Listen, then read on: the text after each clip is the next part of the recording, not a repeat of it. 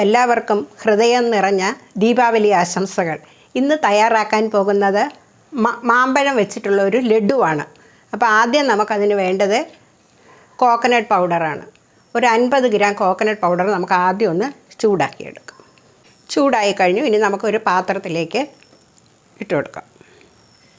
ചെറുതായിട്ടൊന്ന് ചൂടായാൽ മതി. ഇനി ഈ പാനിലേക്ക് തന്നെ ഒരു 2 സ്പൂൺ നെയ്യ് ഒഴിച്ച് കൊടുക്കാം.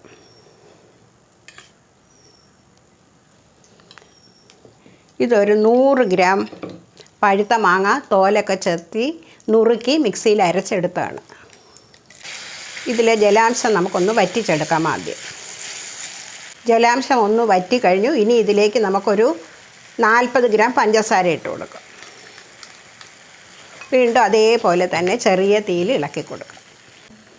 ജലാംശമൊക്കെ നന്നായി വറ്റിക്കഴിഞ്ഞു. ഇനി നമുക്കിതിലേക്ക് വറുത്ത് വെച്ച് കോക്കനട്ട് പൗഡർ ഇട്ട് കൊടുക്കാം.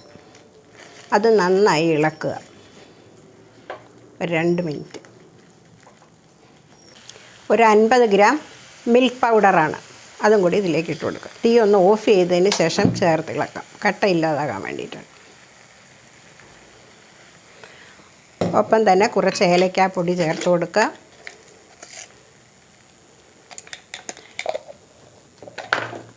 ഇത് ഡ്രൈ ഫ്രൂട്ട്സാണ്.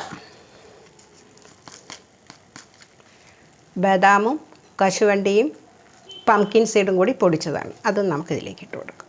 ഒരു 5 ഗ്രാം. എന്നിട്ട് ചേർത്ത് നന്നായി ഇളക്കാം. കണ്ടോ, പാത്രത്തിൽ നിന്ന് ഇതേപോലെ നന്നായി വിട്ട് വരുന്നതാണ് പാകം. ഇനി ഒന്ന് തീ ഓഫ് ചെയ്തതിന് ശേഷം നന്നായി ആറിയതിന് ശേഷം നമുക്ക് ഉരുട്ടിയെടുക്കാം. ആറിക്കഴിഞ്ഞു. ഇനി നമുക്ക് ചെറിയ ചെറിയ ഉരുളകളായി ഉരുട്ടിയെടുക്കാം.